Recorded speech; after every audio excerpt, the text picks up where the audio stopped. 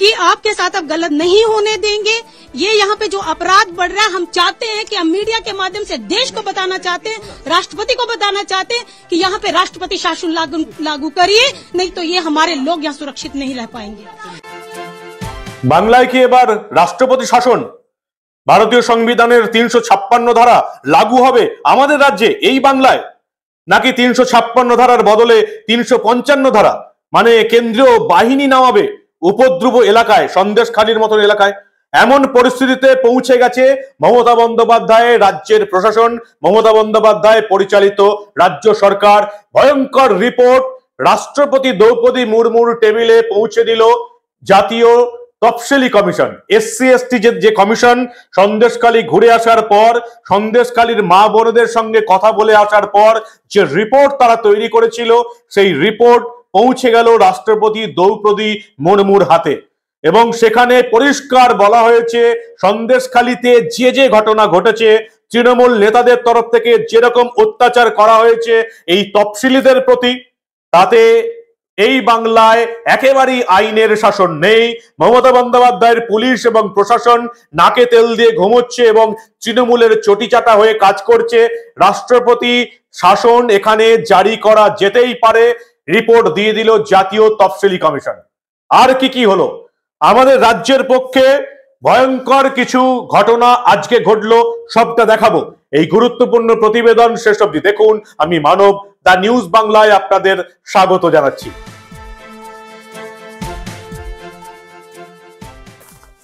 কি হয়েছে সন্দেশখালীতে?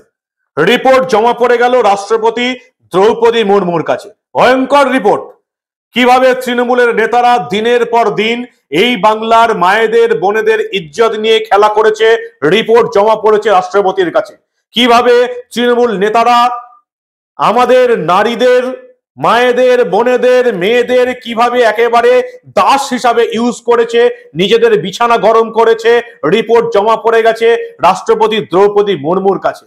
বাংলায় যে আইনের শাসন নেই, মমতা বন্দ্যোপাধ্যায়ের পুলিশ এবং প্রশাসন শুধুমাত্র তৃণমূলের দলদাস এবং চটিচাটা হয়ে কাজ করে, রিপোর্ট জমা পড়ে গেছে দ্রৌপদী মুর্মুর কাছে। ভয়ঙ্কর রিপোর্ট। মহিলারা জানিয়েছেন সেই ভয়ঙ্কর রিপোর্ট, কিভাবে অত্যাচার করেছে, তাদের সম্মান নিয়ে খেলা করেছে তৃণমূলের নেতারা। মমতা বন্দ্যোপাধ্যায় বাংলার মেয়ের রাজত্বকালে কিভাবে এই বাংলার মেয়েদের সম্মান হানি হয়েছে, ইজ্জত হানি হয়েছে, মান সম্মান নিয়ে খেলা করা হয়েছে, বউদের টেনে নিয়ে যাওয়া হয়েছে, না পাঠালে স্বামীদের মারধর করা হয়েছে, যে কোনো মেয়েকে পছন্দ হলেই তৃণমূলের নেতারা নিজেদের বিছানায় নিয়ে যাবার জন্য হুমকি দিয়েছে, আর পুলিশ প্রশাসন দাঁত বার করে হেসেছে। রিপোর্ট জমা পড়ে গেছে রাষ্ট্রপতি দ্রৌপদী মুর্মুর কাছে। যখন তারা ভিজিট করছিলেন এখানে সন্দেশখালীতে, তখনই প্রতিনিধি দলের সদস্য বলেছিলেন যে রাষ্ট্রপতি শাসন জারি করা দরকার, কারণ তফসিলি জাতির মহিলাদের উপর অত্যাচার হয়েছে, সম্মান নিয়ে খেলা হয়েছে। যখন তারা ভিজিট করছিলেন সন্দেশখালীতে, বাংলার মা বোনদের সাথে কথা বলছিলেন, তখন তারা কি জানিয়েছিলেন অন দ্য স্পট দেখে নিন আপনারা। देश तक ये खबर चली गई है कि यहाँ जो मुख्यमंत्री है, जहाँ खुद एक नाम ममता है, मैं फिर बोल रही हूँ ममता नाम की चीज नहीं है। आप जितना छुपाना चाहती थी, आप आंकड़े नहीं बताना चाहती हैं, क्योंकि आप एफआईआर दर्ज ही नहीं करती हैं। आप महिलाओं के साथ हो रहा टार्चर है, अनुसूचित जाति की महिलाएं हैं जो मछुआरा वर्ग की हैं, मछली पालन का काम करती हैं, अनुसूचित जाति के लोग हैं, उनके साथ आप घर बुला कर टार्चर करते हैं। आपके नेता, आप उनको संरक्षण देती हैं, आप उनको संभाल कर अपने पनाह देती हैं। तो आपको मैं चाहती हूँ कि देश आपको माफ नहीं करेगा, देश आपको एक एक सवाल का जवाब मांगेगा, क्योंकि आज एक बहन हमारे सामने हिम्मत करके आई है, वो अपनी आप बीती आपके सामने भी रखेगी। और हम लोग पूरा कमीशन, क्योंकि कमीशन किसी से डरता नहीं है, कमीशन एक संवैधानिक पद है और हम लोग इन्हीं के हितों की रक्षा करने के लिए हम लोगों को भेजा गया है। हमारी बहनें अपने आप को सुरक्षित महसूस करें और हमारे सामने, कमीशन के सामने, क्योंकि आपका जो यहाँ की चेयरमैन है, आप ही के यहाँ का बेटा है, जिन्होंने ये दर्द उनके सामने जब आया और फुल कमीशन को वो लेके यहाँ पे आए। और हम लोग सारी टीम आपको ये आश्वासन दिलाते हैं कि आपके साथ अब गलत नहीं होने देंगे। ये यहाँ पे जो अपराध बढ़ रहा है, हम चाहते हैं कि हम मीडिया के माध्यम से देश को बताना चाहते हैं, राष्ट्रपति को बताना चाहते हैं कि यहाँ पे राष्ट्रपति शासन लागू करिए, नहीं तो ये हमारे लोग यहाँ सुरक्षित नहीं रह पाएंगे। যেটুকু আমরা জানতে পারলাম, শুক্রবার সকাল 11টার পর এই তফসিল কমিশনের প্রতিনিধিরা রিপোর্ট জমা করেছেন রাষ্ট্রপতির ডেস্কে। কি আছে সেই রিপোর্টে, সেই নিয়ে অবশ্য মুখ খোলেননি প্রতিনিধিরা। তবে অবশ্যই এই তফসিলি কমিশনের এসএসটি কমিশনের যে চেয়ারম্যান অরুণ হালদার পরিষ্কার বলেছেন, রাজ্যে রাষ্ট্রপতি শাসন জারি করার সমস্ত কিছু উপাদান মজুদ রয়েছে। কি বলেছেন আজকে অরুণ হালদার, ভালো করে শুনুন আপনারা। कल जब संदेश के लिए हम लोग पहुंच गए थे, उधर में एक टेरर परिवेश तैयार किया है। वो शाहजहां मोल्ला एंड गैंग वो पूरा मिलके ऐसा एक भयानक वातावरण तैयार किया है। लोग कुछ बोलने के लिए ही साहस नहीं है, सामने आने के बोलने से ही वो लोग डर रहे हैं। वो लोग एक ही चीज बोल रहे हैं, जब आप इधर से चला जाओगे तब तो हमारे ऊपर दोबारा ये लोग हमला करेगा, हम कैसे बता सकता है। तब भी उन लोग हम लोगों को आश्वासन किया है, जहाँ भी हम लोग है पूरा टीम हमारे इधर रहेगा, आप चिंता मत करो। बहुत आश्वासन देने के बाद 2-4 लोगों ने मुंह खुला है, उन्होंने बोला है ऐसा ऐसा घटना हम लोग को हुआ है। महिला को कैसे कैसे बुला के पार्टी में जाके और पूरा रात भर बैठा के रखते, उन लोग के साथ गलत काम करता है, ये वाला चीज उन्होंने बताया है। उसके बाद हम लोग पुलिस का बड़े अधिकारी मौजूद था, उनसे मिलने के लिए बात करने के लिए हम लोग गए थे संदेशखाली थाना में, लेकिन हम लोग देख के पुलिस अधिकारी लोग भाग गया, हमारे साथ बात भी नहीं किया। उसके बाद हम लोग तुरंत निर्णय लिया है, हम लोग महामहिम राष्ट्रपति से मिलने का समय मिला है। महामहिम राष्ट्रपति हमको टाइम दिया है, आज 11 बजे महामहिम राष्ट्रपति की रिपोर्ट भेजा है, और उसी रिपोर्ट में एक ही मुद्दा, एक ही एजेंडा मैंने लिख के दिया है कि कानून में अनुसूचित जाति वर्गों को सेफगार्ड करने का आर्टिकल 338 में है, वो सरकार एट्रोसिटी वायलेट कर रहा है और सरकारी मदद में हो रहा है, इसके ऊपर 100% राष्ट्रपति शासन बन सकता है। इसी का आधार पर मैंने रिपोर्ट राष्ट्रपति को दे दी। 2 दिन ধরে বিজেপি, কংগ্রেস, সিপিএম অন্যান্য বিরোধী দলনেতা শুভেন্দু অধিকারীকে বাধা দিয়ে চলেছে মমতা বন্দ্যোপাধ্যায়ের পুলিশ। সন্দেশখালীতে ঢুকতে দেওয়া যাবে না, তাহলে ফাঁস হয়ে যাবে তৃণমূলের নেতারা কিভাবে অত্যাচার করেছে, কিভাবে তৃণমূলের নেতাদের অত্যাচার চোখে আঙুল দিয়ে চোখ বন্ধ করে মমতা বন্দ্যোপাধ্যায়ের পুলিশ সহ্য করেছে এবং মজা দেখেছে।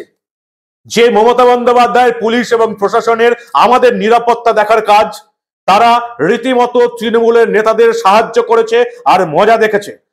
মহিলারা অভিযোগ জানাতে থানায় এলে তাদেরকে শেখ শাহজাহান, শিবু হাজিরা, উত্তম সর্দারদের কাছে পাঠিয়ে দিয়েছে এই মমতা বন্দ্যোপাধ্যায়ের চটিচাটা পুলিশ। লজ্জা করে না, এই পুলিশের লজ্জা নেই।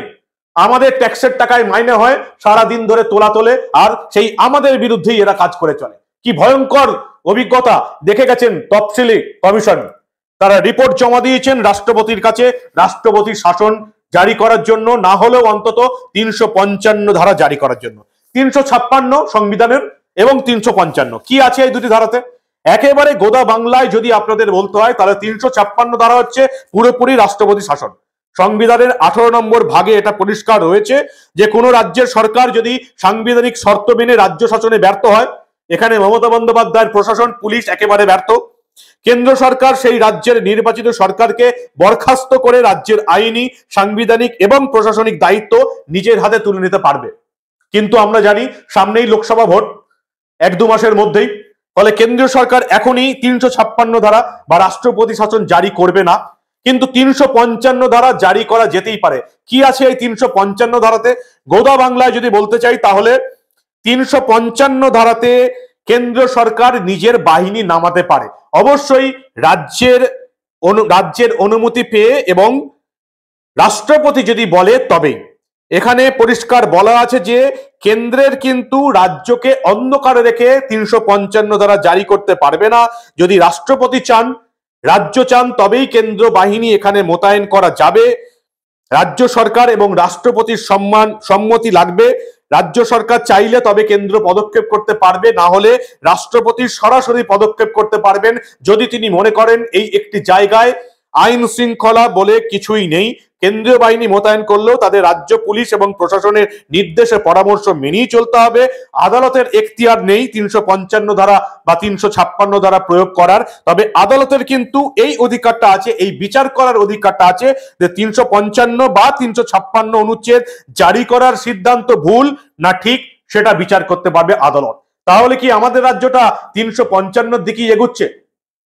355 কেন্দ্র নিজের বাহিনী নামাতে পারবে যদি রাষ্ট্রপতি চান, যদি রাজ্য সরকার চান। মমতা বন্দ্যোপাধ্যায় রাজ্য সরকার কোনোদিনই চাইবে না, যদিও আমরা সবাই জানি, আমাদের চোখের সামনে পরিষ্কার হয়ে গেছে যে মমতা বন্দ্যোপাধ্যায়ের এই রাজ্য সরকারটা সন্দেশখালীতে পুরোপুরি ব্যর্থ। মমতা বন্দ্যোপাধ্যায়ের পুলিশ নিজেদের অপদার্থতা ঢাকতে পারেনি।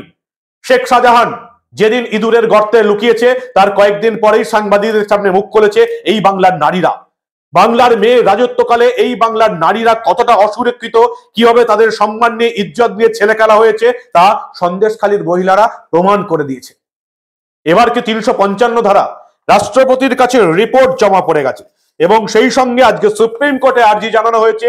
সুপ্রিম কোর্টের প্রধান বিচারপতির কাছে একটি জনস্বার্থ মামলা করার আবেদন করেছেন আইনজীবী অলোক শ্রীবাস্তব। মণিপুরের মতন, যেমন মণিপুরে একটি বিশেষ সিট গঠন করে দিয়েছে এবং মণিপুরের হিংসা মামলায় সুপ্রিম কোর্ট একটি কমিটি গঠন করে দিয়েছিল তদন্তের জন্য হাইকোর্টের 3 অবসরপ্রাপ্ত বিচারপতিদের নিয়ে।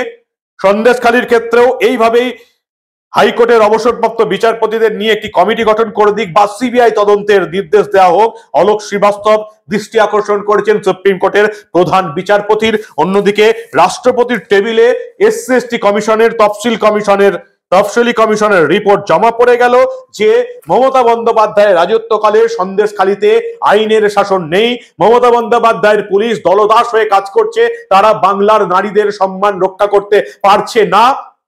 তাই 355 ধারা বা 356 ধারা এখানে প্রয়োগ করা যেতেই পারে। রিপোর্ট জমা পড়ে গেছে।